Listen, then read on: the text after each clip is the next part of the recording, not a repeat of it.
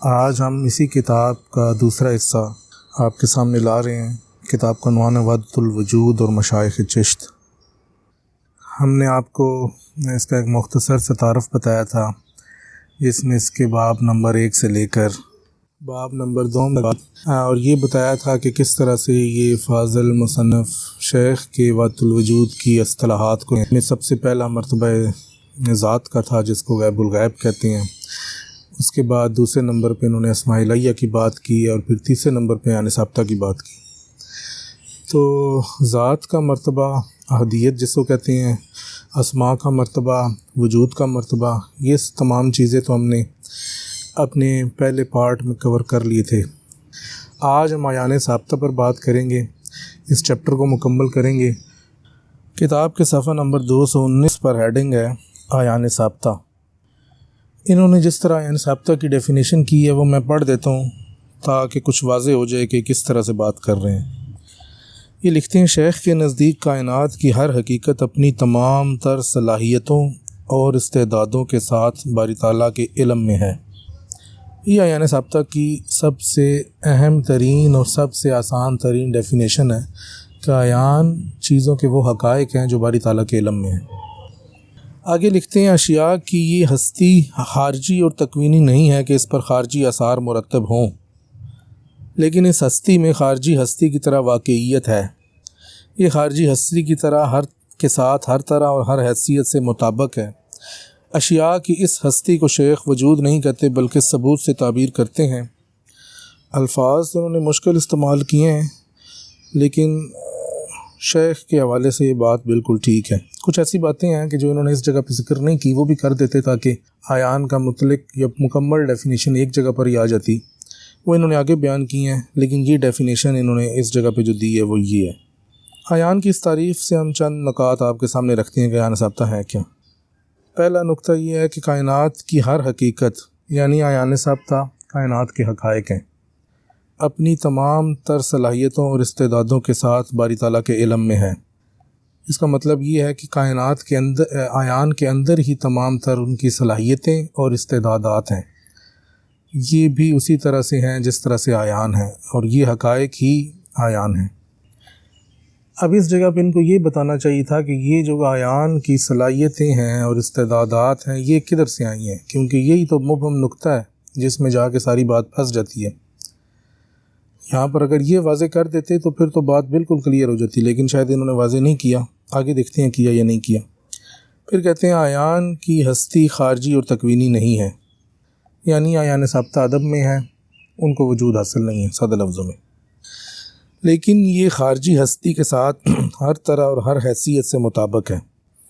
اس کا مطلب یہ ہے کہ جس طرح کے اس مقام پہ اعیان ثابتہ ہیں، کسی بھی شے کی حقیقت ہے یا اس کے اعیان ہے، اس کا خارجی ظہور بھی انہی اعیان کے مطابق ہی ہے، اس میں کوئی فرق نہیں ہے۔ یہ نہیں ہو سکتا کہ اعیان کے حقائق کچھ اور ہوں اور خارج میں جب اس شے کا ظہور ہو تو اس کے حقائق کچھ اور۔ دونوں کے اندر ایک مطابقت ہے، بلکہ یہ جو خارجی ظہور ہے یہ ان کا عکس ہے۔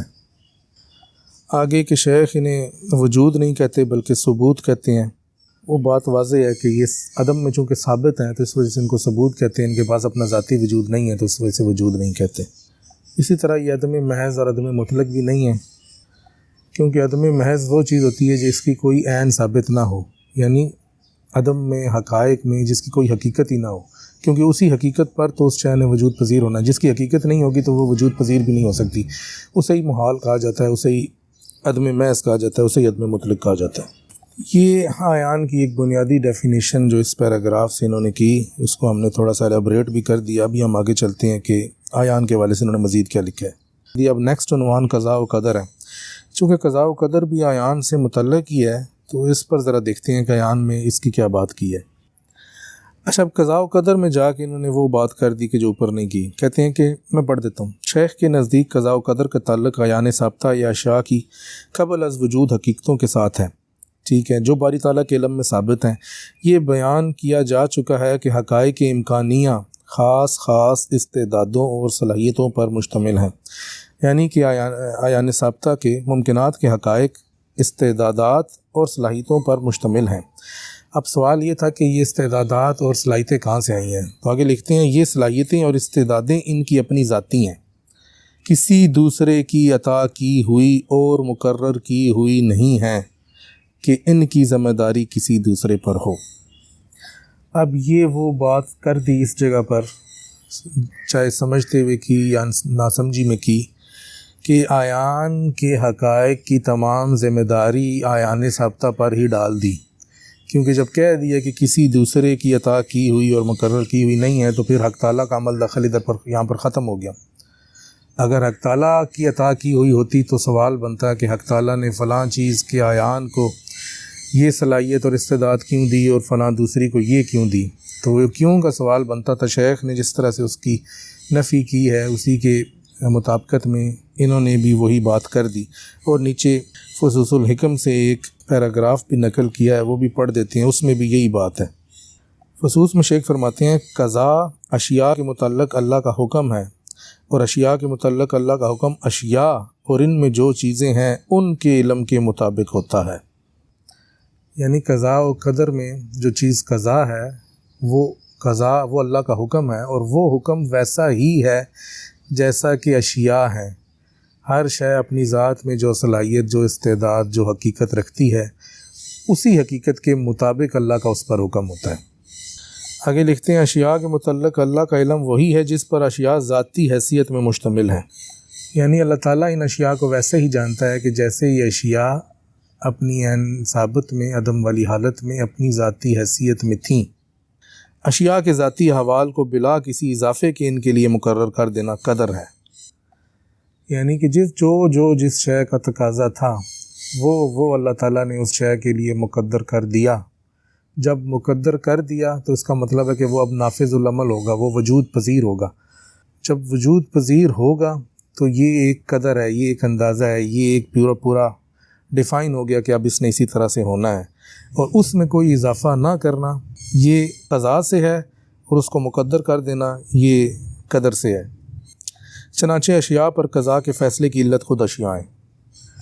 بات بالکل واضح ہے کہ عین ثابت کی وجہ سے ہی عین خارج میں جو کچھ ہو رہا ہے اس کی ذمہ دار بھی عین ثابت ہے، اور یہی شیخ کے نزدیک قضا و قدر ہے، اور یہی انہوں نے بالکل اس طرح یہاں پر بیان کر دیے۔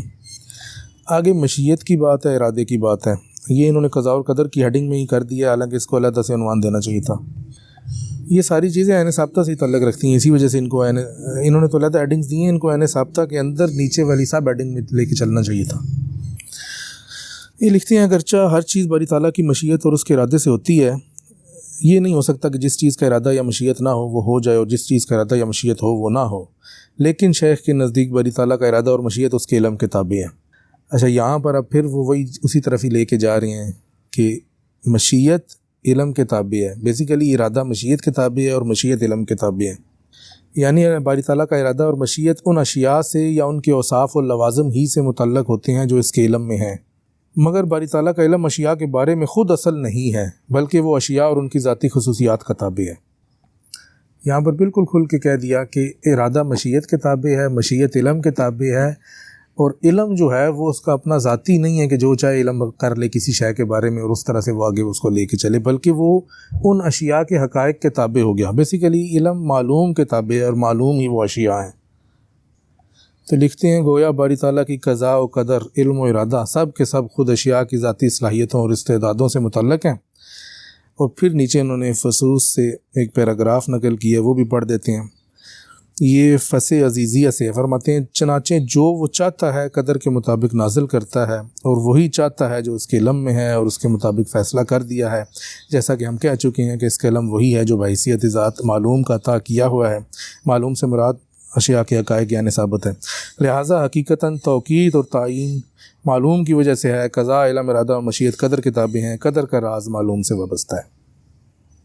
شیخ نے تو اپنے کلام میں یہ واضح کر کے لکھا ہوا ہے کہ علم معلوم کے تابع ہے، علم باری تعالیٰ کا ہے، معلوم اشیاء ہیں جن کو عین ثابتہ ہیں، عدم والی حالت میں ہیں۔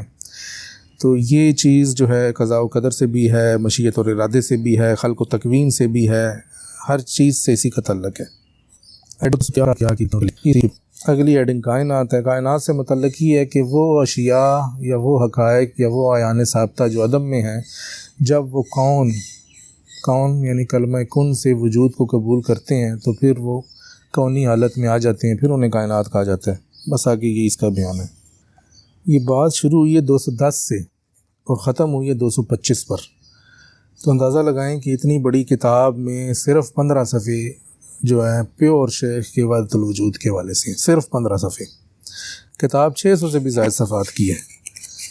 625 صفحات میں سے 15 صفحے ایسے ہیں کہ جو آپ کو یہ بتائیں گے کہ شیخ کے نزدیک وحدۃ الوجود کیا ہے، اور ان 15 صفحوں میں بات شیخ کے حوالے سے درست کی گئی ہے، لیکن کچھ جگہوں پہ مبہم ہے، کچھ جگہوں پہ تفصیل کا تقاضا تھا، کچھ جگہوں میں عنوانات کا مسائل ہیں کہ ایک سب ہیڈنگ کو علیحدہ سے ہیڈنگ دے دی گئی ہے۔ 3 بنیادی نقطے تھے، انہی کو بات کرنی تھی، تو یہ اس طرح سے ہے۔ البتہ یہ کہا جا سکتا ہے کہ شیخ کے حوالے سے جو انہوں نے بات کی ہے وہ بالکل درست ہے۔ اب اس سے آپ ذات کے حوالے سے جو بات کی ہے وہ سمجھ لیں، یعنی ثابتہ کے حوالے سے کی ہے وہ سمجھ لیں، اور اسماء کے حوالے سے کی ہے۔ یہ 3 چیزیں اگر آپ کو سمجھ میں آ جائیں تو آپ کسی کے بھی مطلب اس کے بعد شارحین کے وحدۃ الوجود کو، پھر اس کے بعد برصغیر میں مشائخ چشت میں جو لوگ جس طرح سے وحدۃ الوجود کی تعبیر کر رہے ہیں، ان 3 پیمانوں پر اس کو آپ پرکھ لیں تو آپ کو پتہ چل جائے گا کہ آیا وہ شیخ کی مطابقت میں کر رہے ہیں یا اس سے شیخ کا کوئی لینا دینا نہیں۔ یہ بالکل سادہ سی چیز ہے۔ چونکہ ہمارا مقصد اس پوری کتاب کا تبصرہ کرنا نہیں ہے، نہ ہمارے پاس اتنا ٹائم ہے، نہ نالج ہے کہ ہم ایک شخصیت کو اٹھائیں، اس کے حوالہ جات کو چیک کریں، پھر پتہ کریں کہ آیا انہوں نے درست نقل کیا یا غلط نقل کیا، یا اس شخصیت نے جو کہا وہ درست تھا۔ شیخ کے حوالے سے چونکہ ہم یہ سارا کام کر چکے ہیں، ہمارے پاس تمام مصادر موجود ہیں، شیخ کا پورا نقطہ نظر ہم پر واضح ہے، تو وہ چیک کرنا یا اس کے بارے میں اپنی رائے دینا تو بہت آسان ہے ہمارے لیے۔ تو بس اسی پہ ہی اپنی اس آڈیو پوسٹ کا اختتام کرتے ہیں۔ اس کی ایک ویڈیو شکل بھی بنا دیں گے تاکہ لوگ یوٹیوب پہ بھی دیکھ لیں۔